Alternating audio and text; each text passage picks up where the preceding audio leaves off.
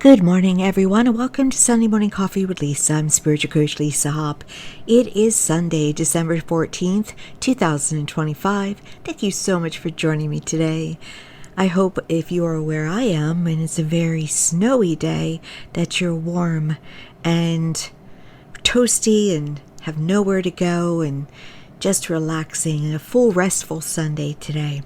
And for those of you who are in other places, thank you for listening. I appreciate you so very much. If you're new to this podcast, please be sure to check out my website at lisahopp.com. It's all about my work and all about upcoming events. And there's going to be some exciting things coming in the new year. And I'm just thrilled about it. I'm just very peaceful and pleased and grateful and feel blessed about it. And for those of you who listen every week, thank you so much. I appreciate you. I love that you listen to me on the way to church, for instance, or the way to work. It's just, oh my gosh, gratitude, just complete gratitude. And if you are listening to this on YouTube, please like, subscribe, share. Steadily growing here, but any platform you're listening on, again, thank you, thank you, thank you. I, again, appreciate it. I mean it. It's a genuine gratitude, I promise.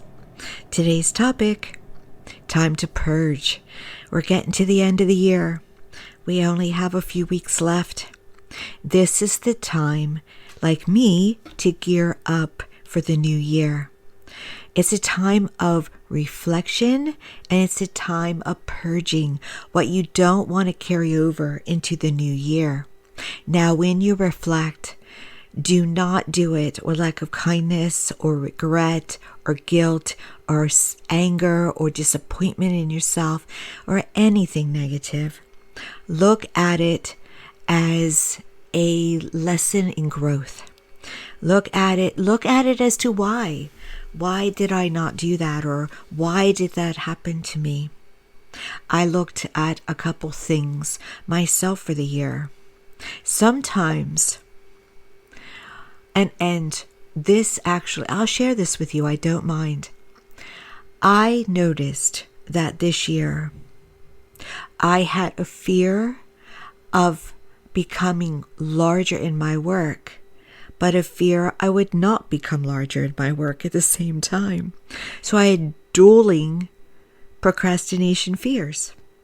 So I wrote that down and I shredded it and I released it, because I'm not carrying that over into 2026.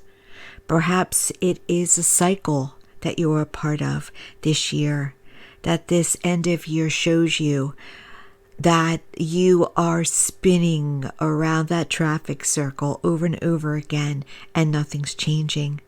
Take the second exit and get off of it. That's all you have to do, is see where you want to go and what you would like to do differently.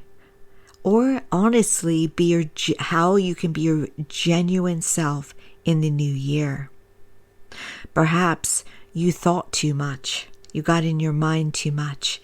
You went slowly on things because you overthought. Let it go. The ones who are the most successful among us use their intuition and make quick decisions. I did that this year. It was a good year for that. If it gave me a sense of peace, but even if it didn't, it was allowed to give me butterflies. I made a decision quickly about things and then would get excited. So investment, I had a year in 2025 where it was a year of investment in myself.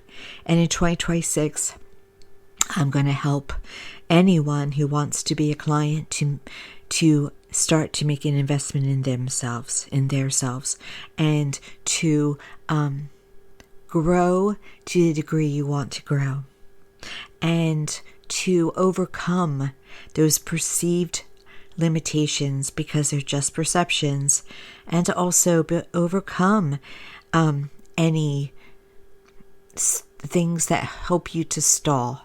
No, as I said, it's like, and sometimes it's so quiet, it's like a whisper. Perhaps for yourself this year as you look. You didn't make the job change you wanted to make. Or perhaps you stayed longer in a job this year than you wanted to. These are things we look at with loving kindness, and we then release it. So I'd like to encourage you. You don't have to go month to month if you don't want to, but sit down and type or journal, the year. Do your year in review.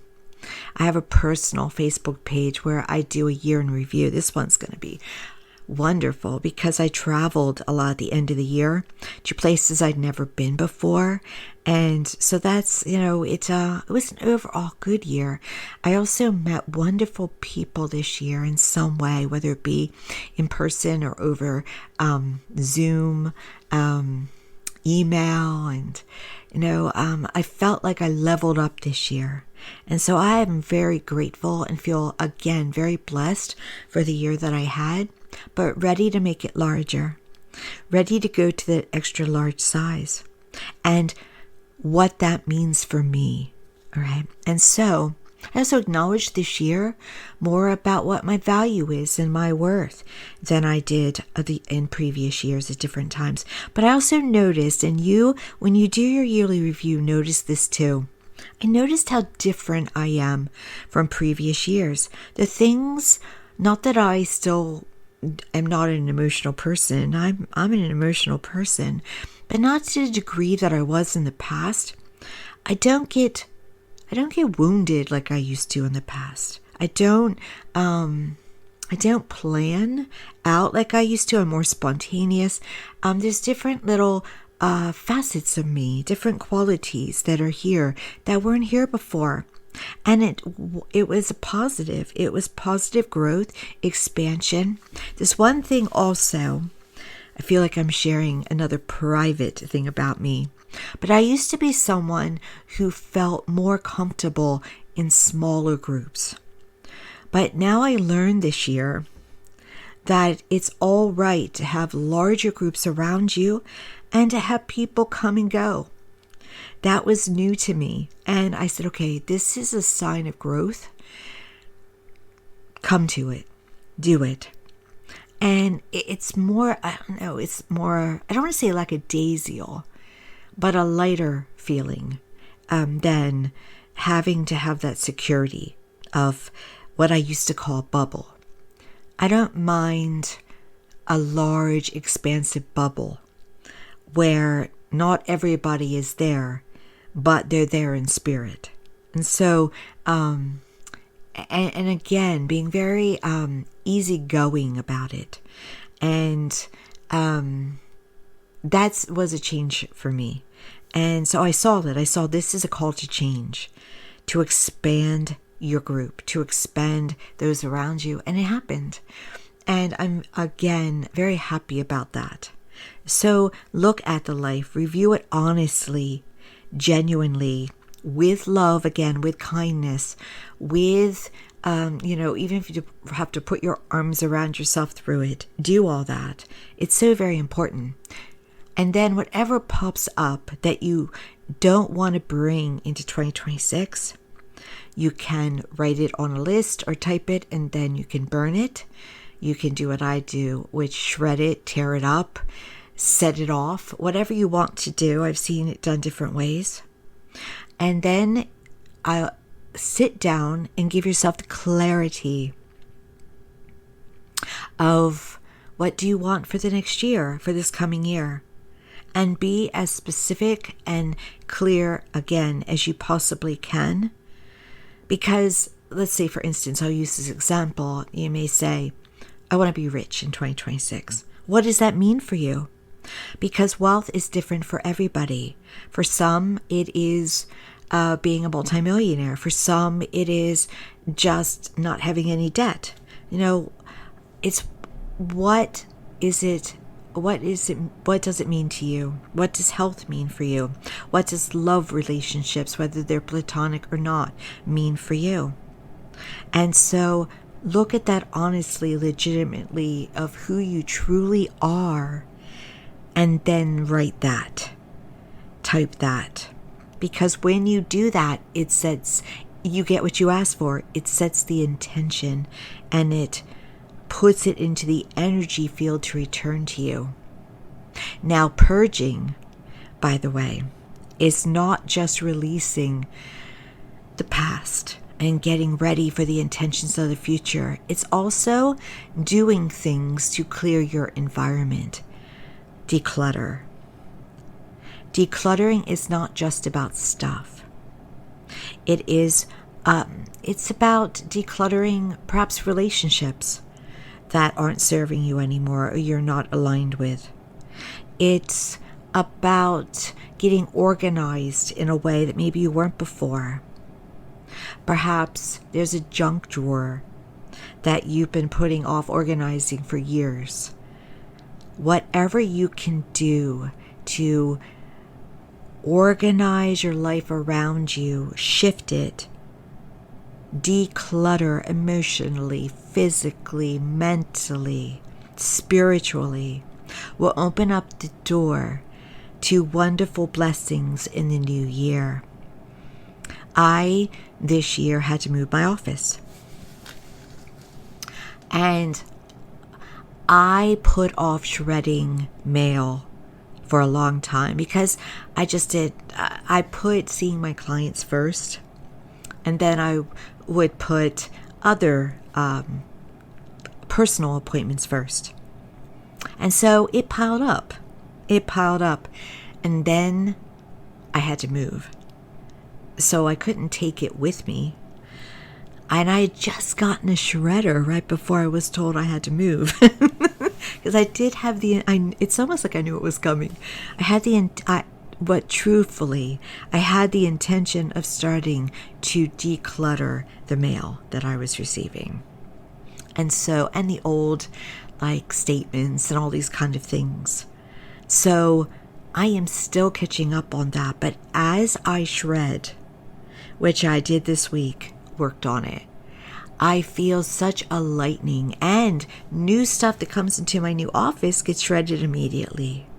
So I have opened up the energy field to receive more, not more mail. But again, when you declutter, you're opening up the space for more blessings in every way, more abundance, truly more abundance. And it's just because it makes your energy field inside, your inner being, feel lighter in every way. I'm also doing that with old clothes.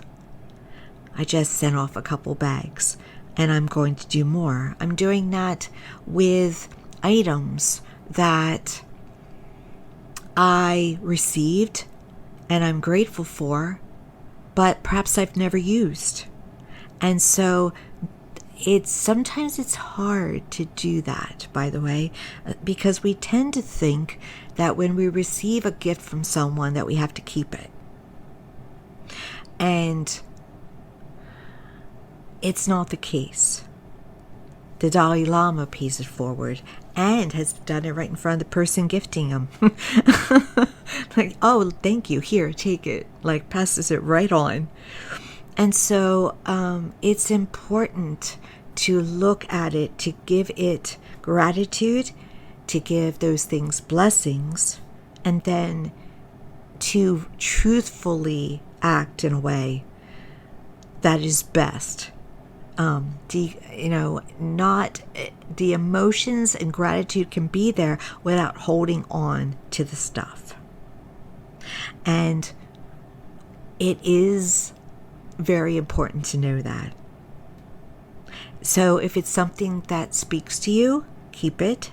If something you're going to use or, want to display, keep it. But if it's something that's been locked in a box or kept in a box, and you weren't sure how long to keep it or what to do with it, those things should go. The lighter your environment is, the lighter your life is. There are so many people turning into minimalists at these times because they are coming to understand the importance of living more simply without the stuff Do you have to go full-blown minimalist? Absolutely not. But where can you simplify your life? I have. For 20 years now, I've had a plaque in my office that says simplify. And that plaque is there because decades ago, I threw up to the energy field, to the sky, how do I handle a situation in my life? And I received, it's actually published by someone, I received 3 answers that day that were the same. And so I knew it was my angels or my guides. And the answer was simply simplify. And so simplify is an emotional connection with me. And I was like, well, how do I simplify? I don't know. Because I immediately thought, do I have to get rid of stuff? What are they talking about? But it really is not only about material life, it's about being in the present moment. It is about what is a large mountain and what is a small mountain. Because sometimes we make smaller things larger. If it's not going to matter a year from now, if it's not going to matter at the beginning of 2026, then it shouldn't matter right now. I privately, I'm not going to tell you the exact words I use, but I will let things go, and I will use a sentence to do it. If something that crosses my path makes me feel emotional, I will let it go. And usually in the next moment, within a minute, I will do it. Mel Robbins wrote a book, Let Them. It's kind of like that. Has some cursory to it, though. Cursing, but it's basically, letting it go, letting them be who they are, letting it be how it is. Not trying to worry about outcome or what ifs. Just setting it free like a feather or a butterfly, or however you want to do it. And so I've learned to do that. And then as soon as actually it just happened recently, as soon as I do it, I get a positive response. And I'm doing it privately. People don't even know I'm doing it. And then the universe reacts in a positive way to give me increase, to give me positive energy, to give me caring. And so it's worth it. It's worth it to work on what you are focusing on. Because what you're focusing on, you get back. So do you want to focus on, especially this time of year, lack of affordability? Or do you want to focus on abundance? Because if you focus on lack, you get lack. If you focus on abundance, you get abundance. And the universe isn't tricked. I'm a firm believer in and knower that affirmations are powerful. I ams.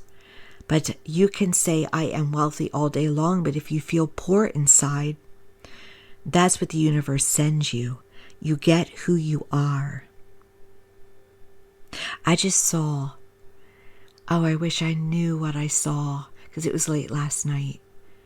And I spent far too much time working on my tree last night. I mean, it's done, it's beautiful in my living room, but you were probably, some of you asleep when I was working on it.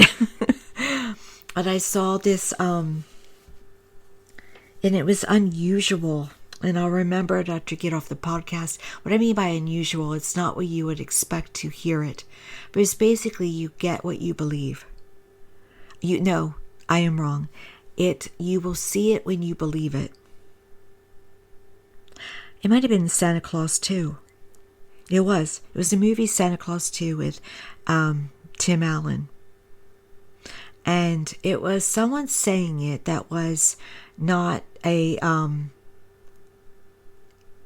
It was to the young man who played his son saying it to his future stepmother, Mrs. Claus. If you haven't seen the movie, bear with me. So he was talking to her about Santa Claus and how he's real, and that he knew that she could perceive him because she was a believer, and she perceived him only because she was a believer. If she didn't believe, she wouldn't have seen him. And so that is how life is. It's always how life is. You get what you believe. You get what you expect. You get what you can accept. And then we can I've learned not to. We complain. The boss is doing it to me. Or someone is taking something from me. I'm not going to feed into too many specifics with that one because it's just not good energy, not healthy energy. We think that there are outside circumstances that make our life better or worse when it's us. You're in charge. You're 100% at the wheel. It's you. I own that. I'm always noticing it. Okay, I'm where I'm at because of where I'm at, who I am. So in order for things to change, there's something within me that has to change. And that doesn't mean, by the way, that there's something within you or me that needs to be fixed. You are more than enough as you are. You do not have to be different. It is important, though, to understand that you are the creator of your life. When you ask in a prayer, it is given. But do you block it then? I used to do that. I think I might have whispers of it now, but I don't do it to the extent. I used to pray for help and then go about figuring out how to help myself. You just negated what you asked for. You're not supposed to sit on the couch and wait for things to happen for you. But you will be directed. And you get up and you follow the directions. It's really that simple. And each step of the way, you thank God. I used to, and I think I mentioned it in previous podcasts, or one previous podcast, when athletes used to score touchdowns or goals or home runs, and they would point up their head to God and kind of do, you heard my hand hit my desk, a finger up. I used to think they don't understand it.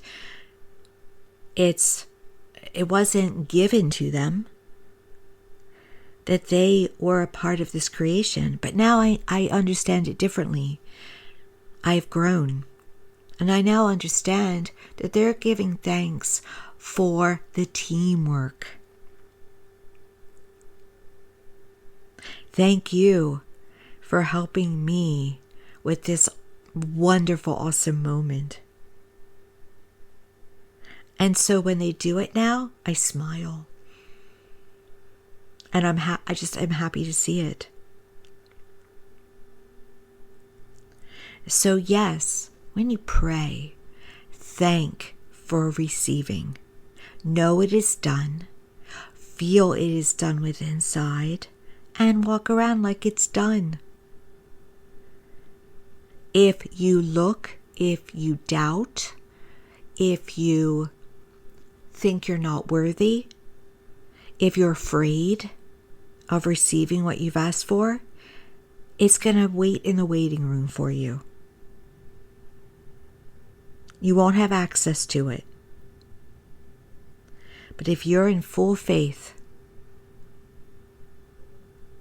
and you are understanding that this can occur and you work on it, well, you have all the keys to the best life.